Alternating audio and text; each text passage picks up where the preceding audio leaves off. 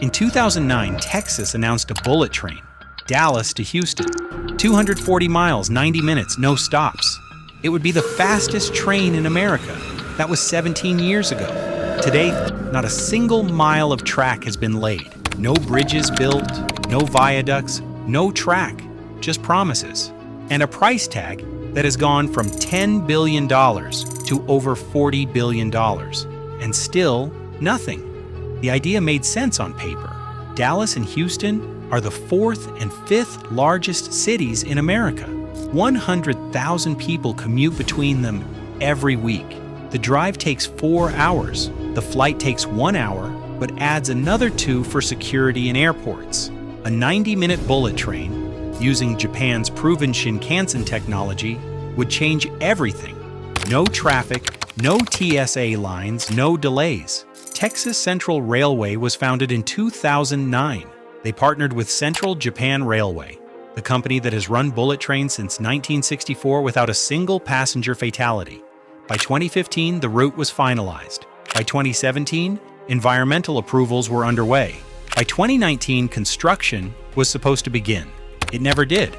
But here is what almost no one remembers. Texas tried this before. In 1989, 20 years before Texas Central was founded, a different company began planning the Texas TGV Supertrain. The state awarded them a franchise in 1991.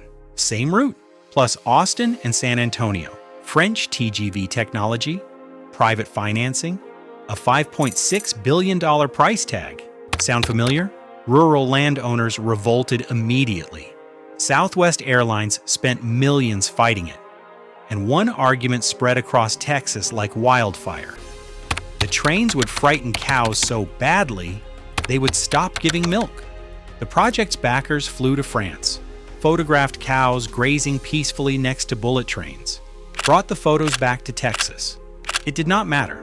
By 1994, when the franchise was revoked, Morrison Knudsen, the primary finance partner, pulled their funding. No backup, no rescue. Texas abolished its high-speed rail authority entirely. Here's the number that makes this devastating. The 1991 TGV Supertrain would have connected 4 cities, Dallas, Houston, Austin, and San Antonio, for $5.6 billion. Adjusted for inflation, that is roughly $12 billion today. Today's project connects 2 cities for $40 billion. We're paying more than 3 times as much for half the coverage. 35 years later, the cows are fine. The train still does not exist. And Texas is having the exact same argument. Here is what Texas Central has spent 17 years doing. Instead of building a train, lawsuits. Rural landowners along the 240-mile route refused to allow survey crews onto their property. Texas Central sued them. They sued back. The legal battle dragged on for years. In 2022, the Texas Supreme Court finally ruled Texas Central has eminent domain authority. They can take the land, but by then, they had spent years and millions in legal fees and still had not acquired even a quarter of the land they needed. Today, only 25% of the required land has been secured. They need 1,600 parcels. They have 400 after 17 years. Here is a calculation no one is making publicly. In 17 years, Texas Central has acquired 400 land parcels. That is 23 parcels per year. They still need 1,200 more. At that rate, completing land acquisition alone will take another 52 years. Eminent domain could speed that up if the courts finally clear the path. But after 17 years of legal battles, is doing a lot of work. Texas Central says the project is shovel-ready. The math says 2078. Here is some context. In 1959, Japan announced the Tokyo-Osaka Shinkansen. 320 miles, longer than Dallas to Houston. They broke ground immediately. First passengers rode in 1964. 5 years, start to finish.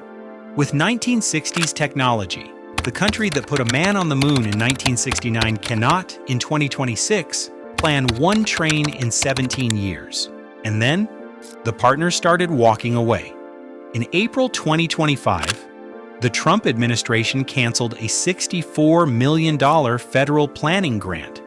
Transportation Secretary Sean Duffy called the project a waste of taxpayer funds. Amtrak, which had taken over project management, quit within days. 2 months later, Renfe, Spain's national railway operator, the company chosen to run the trains, liquidated its American subsidiary. But here is the number that tells the real story.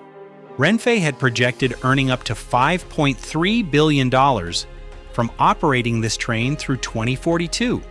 20 years of projected revenue. They walked away with nothing, writing off $5 million in losses, declaring the value of their U.S. investment zero. When the company hired to run the train decides the train will never run, that tells you everything. A 400% cost increase, zero track, and now they want public money. This was supposed to be a private project, zero taxpayer money. The promise has not changed, only the price tag. Here's where it gets uncomfortable. Texas state law already prohibits state taxpayer money from going to this project, but federal money is a different story. The $64 million grant that was just canceled, that was your federal tax dollars. And Texas Central is already signaling it will need more federal support to move forward. The question is no longer whether this is a private project. The question is, how much public money will eventually go into a train that may never run? And I want to know what you think in the comments. A private company promised to build this with private money. 17 years later, they want taxpayer funding. Is that acceptable? Texas Central keeps saying the project is shovel-ready. Here is what shovel-ready actually looks like. Right now, in Houston, crews are demolishing the old Northwest Mall, a 45-acre site near Highway 290 and Loop 610. Designated as the future Houston train station, walls coming down, rubble piling up, 12 months of demolition work underway. But here is what the spokesperson refused to answer when reporters asked, has the project received official approval? What is the construction timeline beyond demolition? Where is the funding coming from? No answers. They are tearing down a building for a station that has no approved project behind it, no funding, no operator, no timeline. That is not shovel-ready. That is hoping reality catches up to their press releases. In Texas, this project has become a political battlefield. Rural landowners call it a government takeover of private land. State lawmakers have introduced bill after bill to kill it.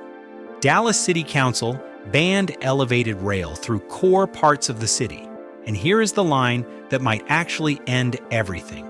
NCTCOG Transportation Director Michael Morris said, if the Dallas station location changes, then the Dallas to Houston high-speed rail investment is dead. In January 2026, Congress defunded $928 million in high-speed rail grants nationally.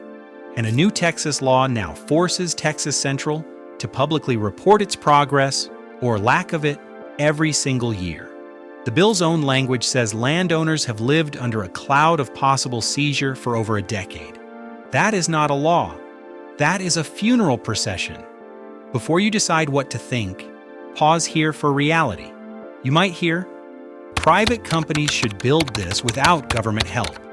No privately led high-speed rail project in the U.S. has been built without public support. Brightline West needed over $5 billion in federal support. Texas Central was never the exception. They just did not tell you that until now. To be fair, Texas Central would say, the courts finally gave us eminent domain. Land acquisition will accelerate, and Japan built their train in 5 years once they started building. The problem is, after 17 years, they still have not started. They still need 1,200 more parcels. They still need billions in financing they do not have. They still need an operator, and because Amtrak and Renfe are gone, they still need a city, Dallas, that just voted to restrict where the train can go.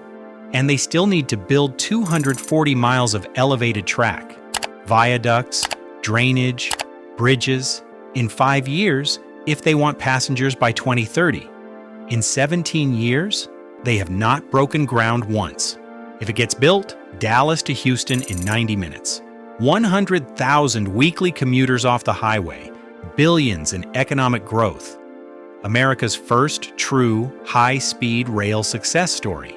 If it doesn't, the I-45 corridor, already one of the most congested highways in America, keeps getting worse. 2 of America's largest cities remain connected only by a 4-hour drive or an overpriced 1-hour flight. And the United States, the country that put a man on the moon in 1969, will have spent nearly 2 decades unable to build a single mile of bullet train in the middle of flat Texas terrain. The Texas bullet train is more than a rail project. It is a test of whether America can still build what it promises. So far, the answer is no. Because sometimes the most expensive failures are not the ones that collapse. They are the ones that never get started. The Texas bullet train is one test. America's power grid is another. Running on equipment installed before men walked on the moon. That video is already on the channel.